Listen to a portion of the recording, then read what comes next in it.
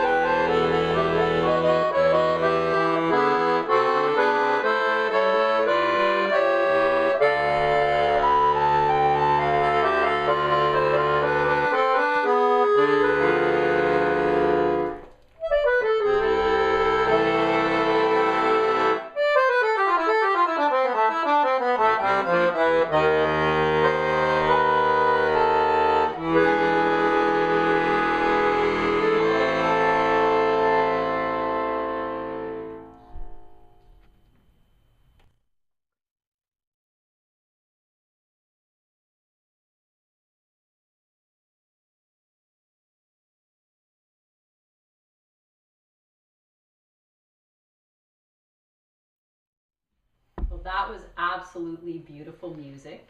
Thank you, Chris. So Joseph Macerollo, what an absolute pleasure it is to be here with you this morning. You're a longtime resident of Mississauga since 1973. That's right. And I want to congratulate you on receiving Canada's highest honor, the Order of Canada. And you're receiving this honor for your pioneering achievements as a musician, but also as an educator, and also for bringing, as we've heard earlier, the classical accordion to Canadian concert halls. And what was the piece you were just playing for us? It's a work in the style of J.S. Bach, but it was written for accordion by a 20th century composer, Matthias Seiber. And it's in the style actually of a middle Baroque organist, Buxtehude, who influenced Bach. So that's why it has that kind of miniature organ sound and that reference to early Baroque music.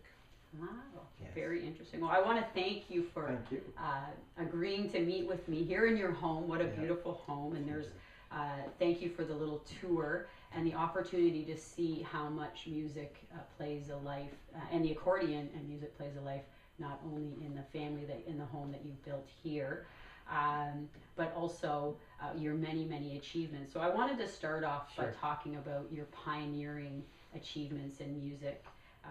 What was your first memory of music? Well, I started playing the accordion when I was 6 years of age, and it was really, the impetus came from my uncle, who played at weddings and parties in Guelph, where I was born. And my parents knew a fellow who was sort of an itinerant teacher. He taught in Guelph for 2 days, in London, Ontario, and in Kitchener. And so my parents met this gentleman, Nick Antonelli, who's since gone. And they introduced me as a young child to him, and he came around and put a little accordion on me. And it's almost like it never left my hands, because I just fell in love with it. And I used to practice, this is moving forward now, for years, even in high school, more hours than I should have. I was always experimenting and learning to play harder and more difficult pieces. So you were drawn right away, introduced right away to the accordion. I was introduced, yes, very young, and I loved it right from the outset. I found the accordion is a little bit like wearing a glove or a shoe. It has to fit the body, and it seemed to be molded to me. And this, of course, was a perfect fit. It was just a miniature little thing. But I found expressively, when I pushed and pulled, that I liked what I was doing. And you also learn, like a drummer, to create independence of hands, because the two don't always work in tandem. So you develop that skill. And I like the challenge.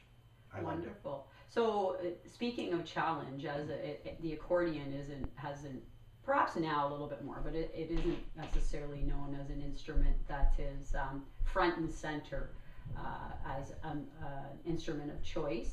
And as a youth, you mentioned that you took on more and more of a challenge. You won many competitions. You ended up going to the University of Toronto, and the accordion wasn't offered as as a degree. No. So do you feel there was a turning point as a youth or in university from just playing the accordion as an instrument to and enjoying it as more of a hobby to taking it on as a profession?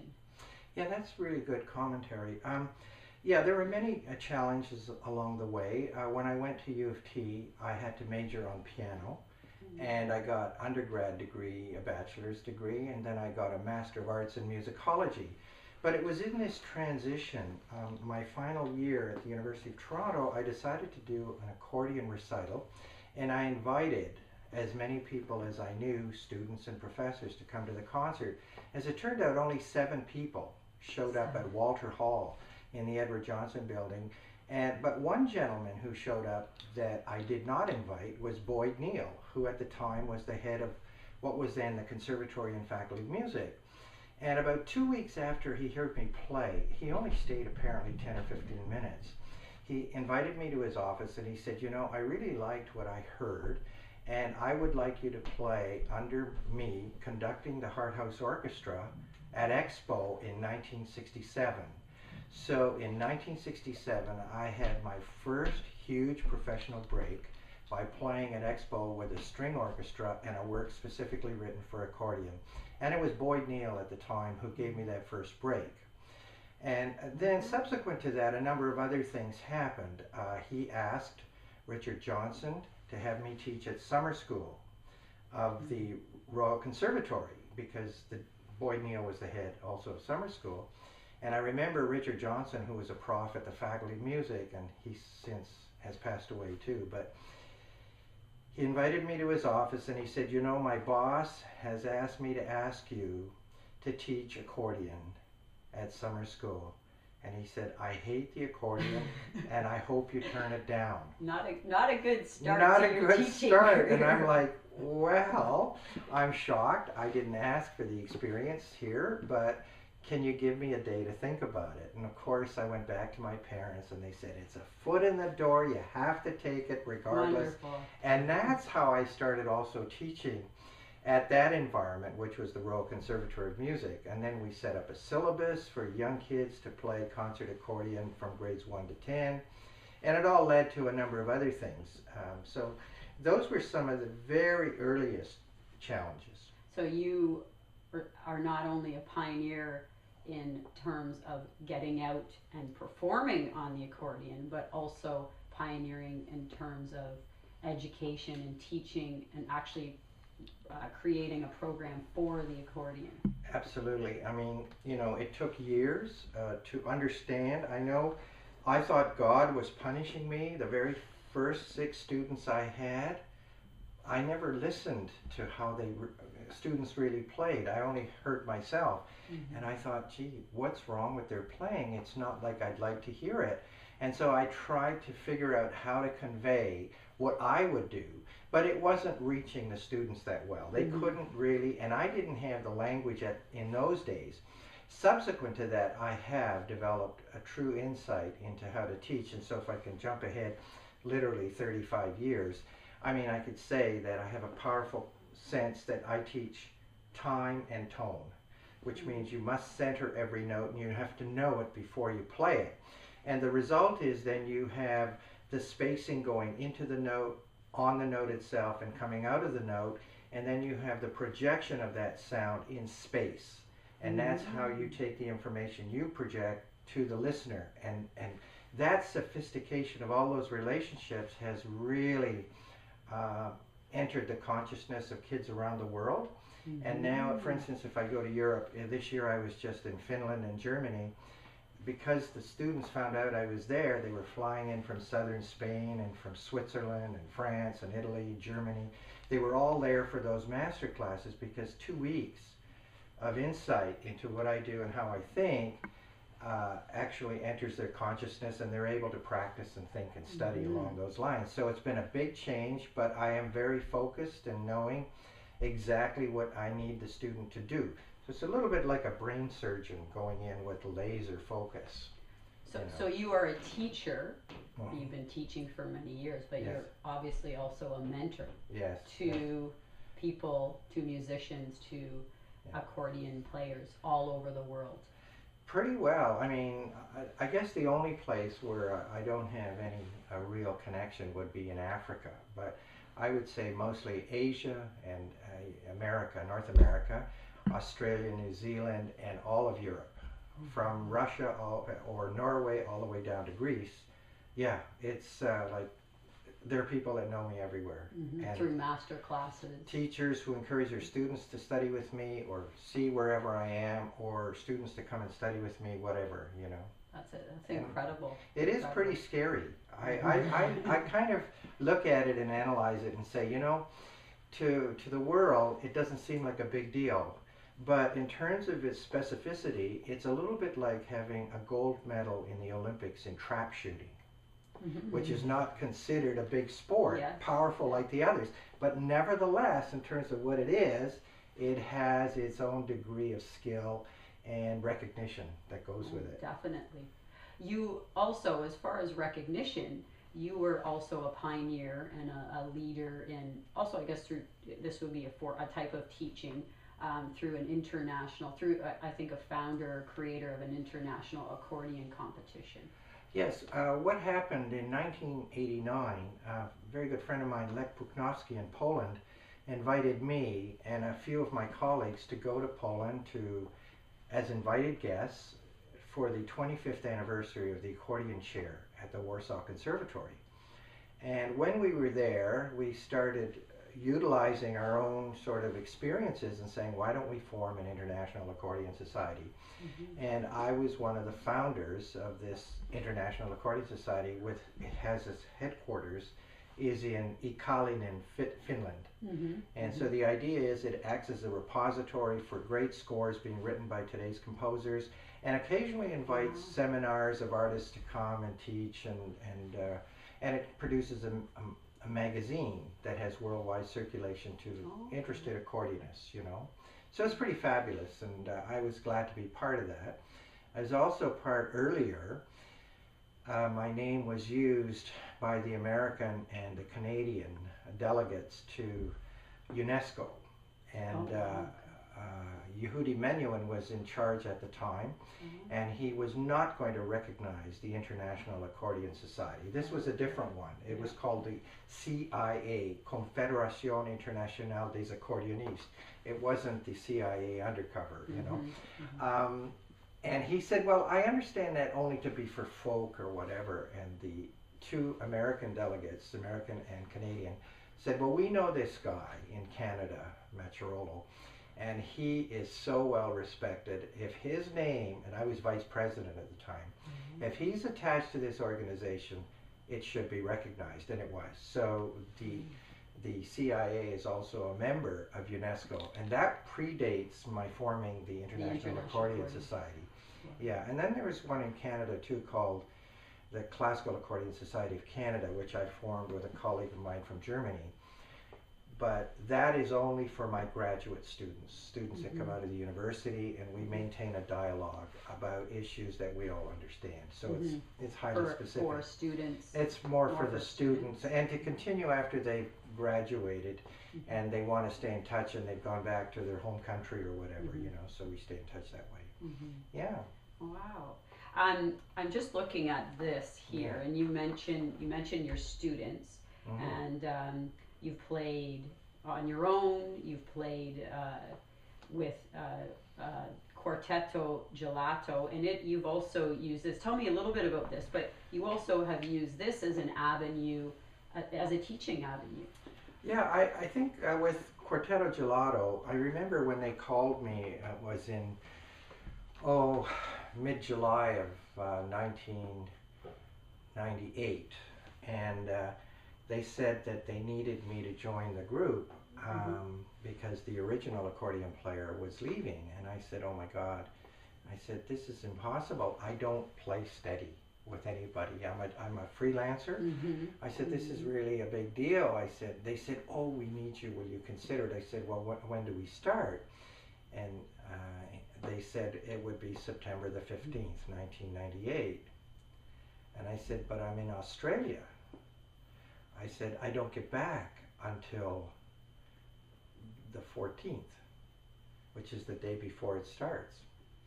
But luckily, Australian time, you gain a day. That's correct. So I was able, they talked me into it, and I joined them. And the idea was I was only going to do the first 7 concerts, but we got standing ovations.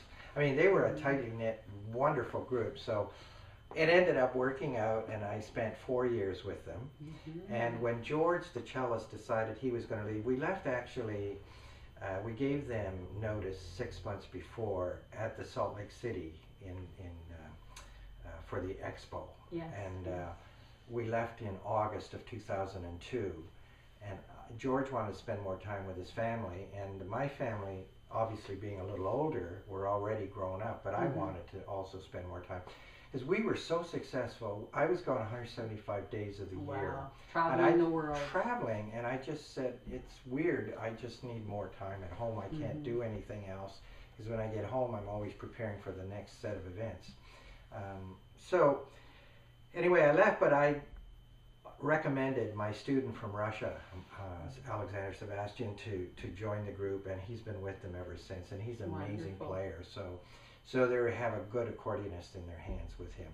And he's actually played as a guest with the Mississauga Symphony, too. Not too long ago, I went to hear him, I would guess about 5 years ago, 4 or 5 years ago. Time flies, so I don't remember the exact year.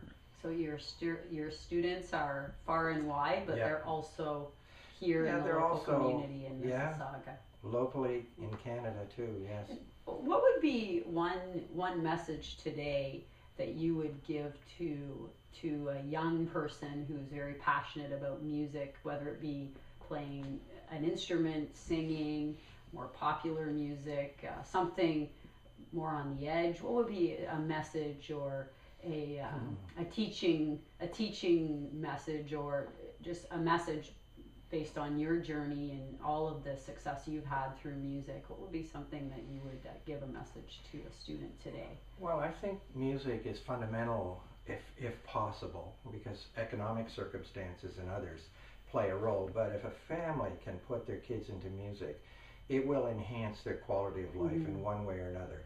Even if the child doesn't have down the road the musical aptitude to pursue it as a profession, they still could encourage their children or friends of theirs to do music. I think music is something you have to nurture and pursue. And I think there are studies that indicate that music develops certain parts of your brain. It develops your coordination because you learn to work with either your breathing or your fingers or whatever. And so music does play a very profound role. And I've always said, because some people, when I've gone to them to fundraise for arts organizations, they say, but we give all our money to sports, and I say, but that's fabulous. I said, the only problem is with sports, kids usually end up in the hospital. I said, but with the arts, we keep them out of the hospital, So I think there has to be a balance between developing that motor coordination that you use physiologically with whether it's soccer or whatever, and the development of your natural skills with music. Definitely. I think it's very powerful, and I would encourage any child, especially if they're into risk-taking, that the arts are very difficult, but you can do it sort of at a mediocre level and leave it and pursue something else as a career, or you can pursue it more professionally. And when you start to do that, you can't be afraid to take a risk. And I'm a prime example. Who in their right mind would have thought that they should encourage themselves to pursue, in defiance of all the odds, a career with an accordion? I mean, I can't think, well, there are greater risks, but that's a pretty big one. So you got to take a risk, and you got to believe in yourself. And like you say, you have to be passionate. You have to love what you're doing. You have to feel it. Well, you mentioned risk taking. One of the reasons you're being honored and recognized is the fact that you were able to convince, through your playing and through your personality and through your passion and risk taking, to bring the accordion, the classical accordion, into concert halls around the world. And one of, I think, historical moments was when you were able to convince the Toronto Symphony to have you play with the symphony, not only as part of the symphony, but also front and center as the key instrument. So tell us a little bit about that. Well, I mean, that was a great time. I had played a few times with the Toronto Symphony, but in a supportive role, playing an accordion part that had been written in a larger piece. And I had also played with a number of the musicians in different recording sessions, so a lot of the members of the Toronto Symphony knew me personally.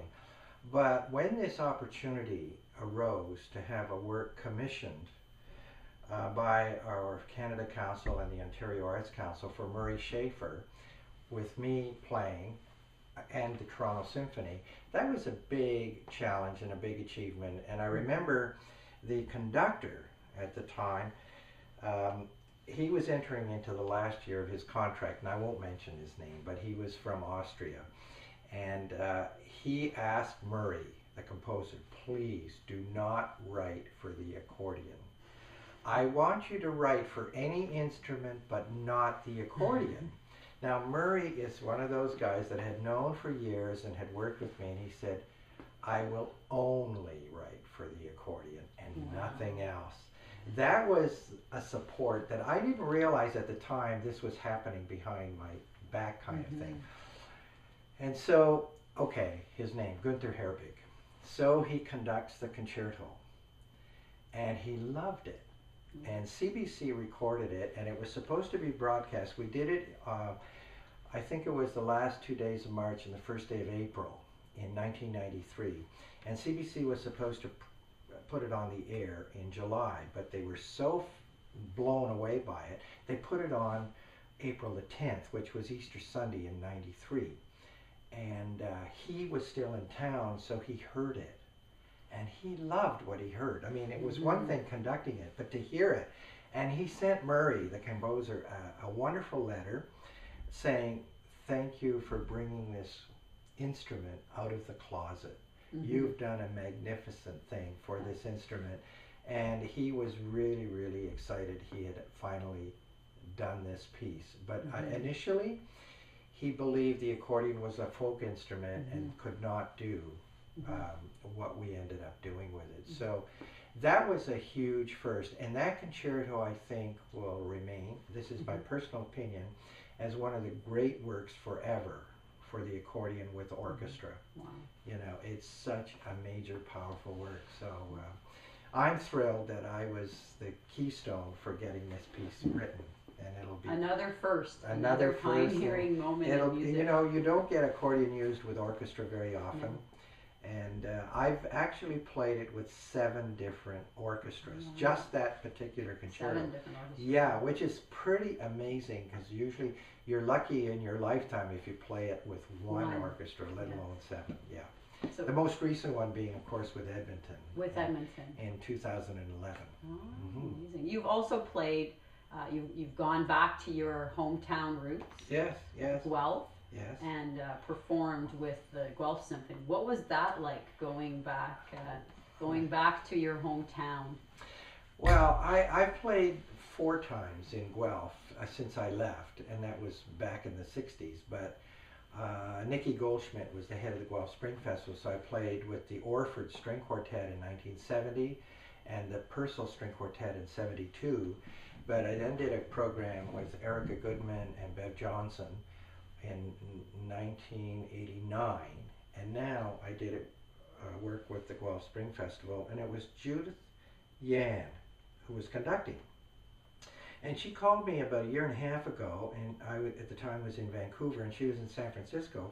Turns out she was the assistant conductor of the National Ballet of Canada, and she conducted the Italian Straw Hat. And the Italian Straw Hat was the music was written by an American composer named John Tort, and I had played the accordion part in it. And David Briskin was the main conductor of the National Ballet, but on the Saturday matinee, Judith was the assistant conductor, and she conducted the performance. And then she came to me after the performance and she said, I want to tell you that I studied history of music with you at the Royal Conservatory of Music. And I was blown away. Here I am being conducted by one of your somebody students. who was a student in history of music. It wasn't even had nothing to do with the accordion. So what happened is she tracked me down to play with the Guelph Symphony Orchestra because she's now their conductor. Unbelievable. And she wanted me not only to play a work with her and under her, but also one of her favorite pieces in my history class was Berlioz's Symphonie Fantastique.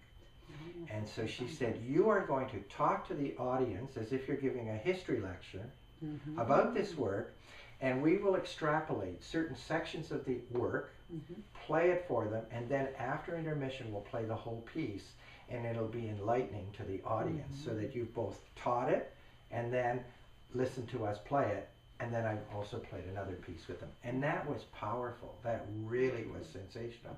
Very it's the first time, that I've ever done something like that, where you actually dialogue and explain the work, because a lot of people talk about the work before the concert starts. Yes. But people can't relate to information if you say, well, there's this moment where, it sounds like the guillotine chopping off the head at that given point, and the head rolls on the floor and you have a drum roll, Where is that moment? Well, here it is, bang. And do you know what they did? This shocked me.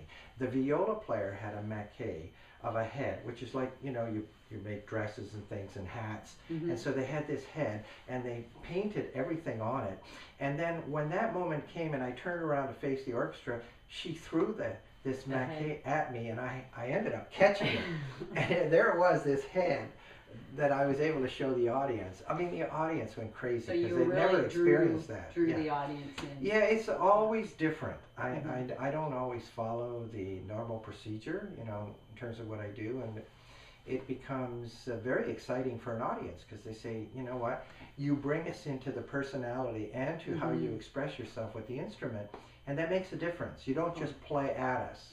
Right. It's not playing wallpaper. With them, you're including them. I'm including them in the whole procedure, which makes a difference. They love it. Definitely. Yeah. So you've played with the Mississauga Symphony a number of times. Yeah, I've done 2 under John Barnum, different performances. And if you had the opportunity to play again, to try to draw the audience in, is there a particular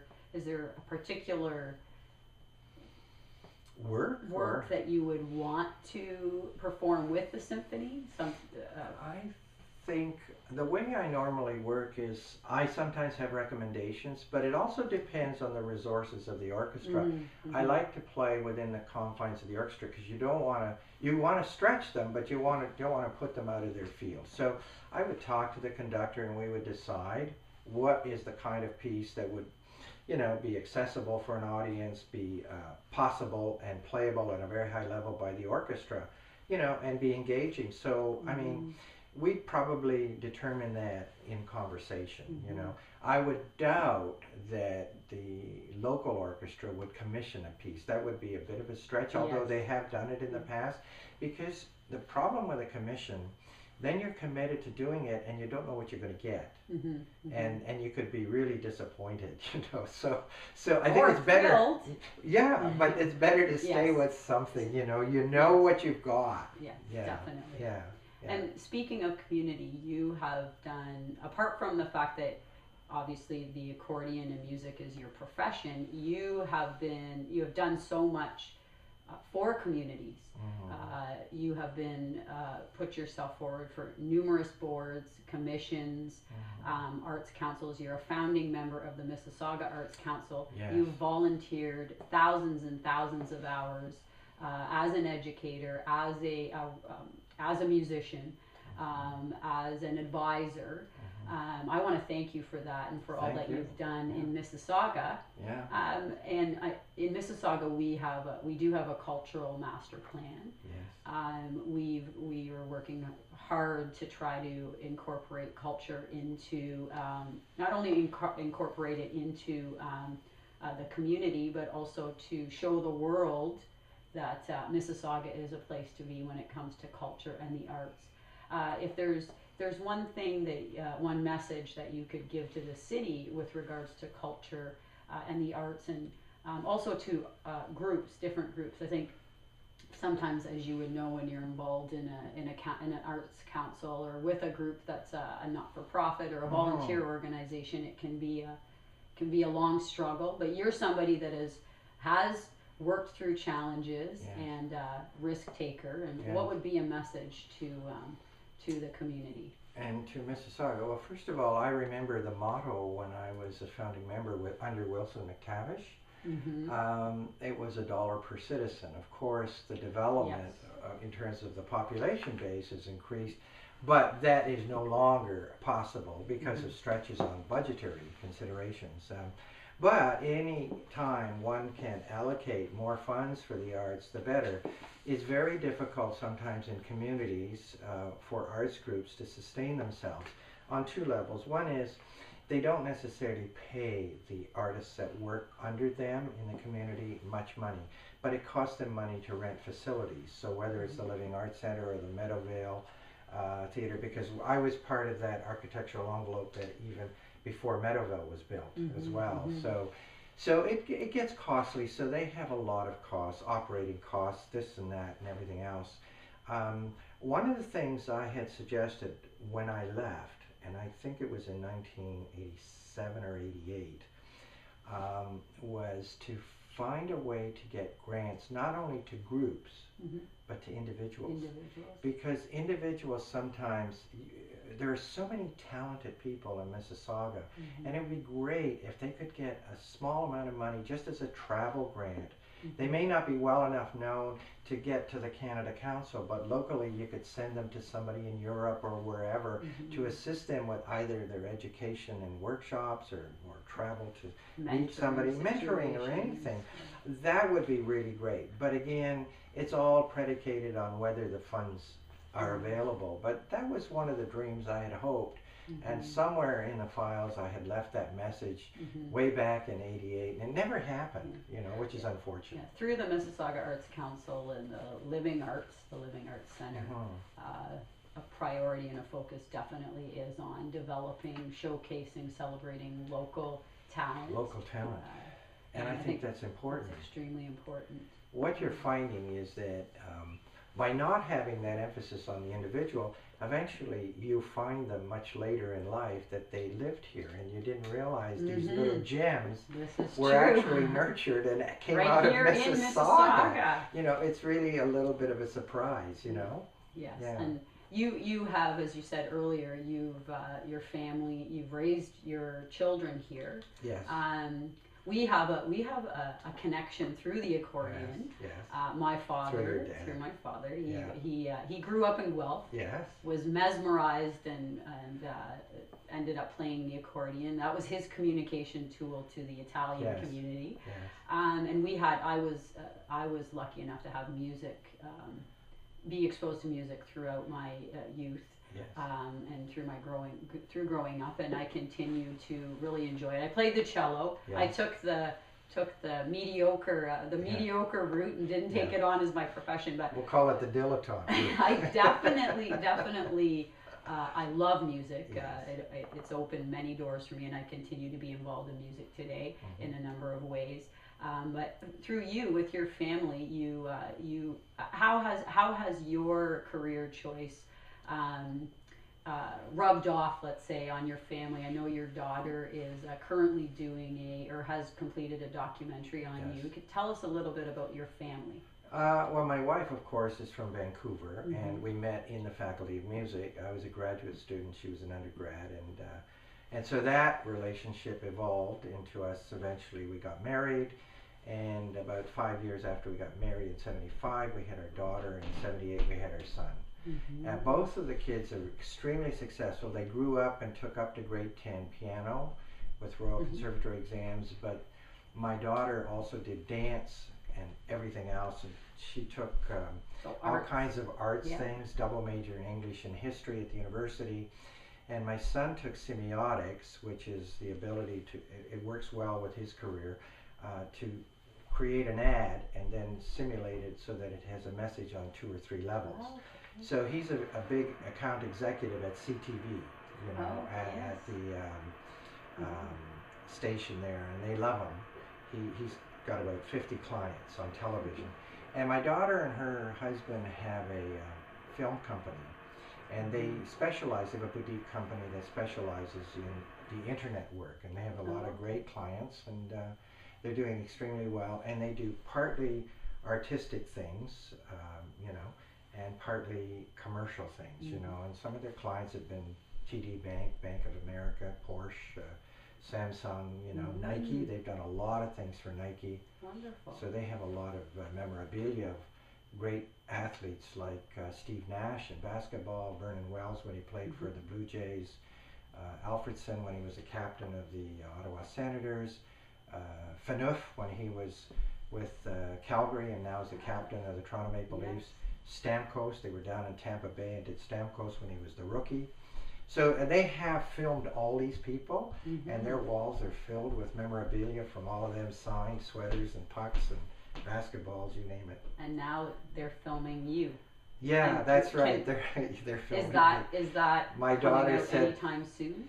My guess, they're negotiating. They have to see which network it will be broadcast on, and Murray Schafer, the composer, who's also the subject of the concerto I played and that I mentioned, and part of the works that we filmed in the forest up in Halliburton.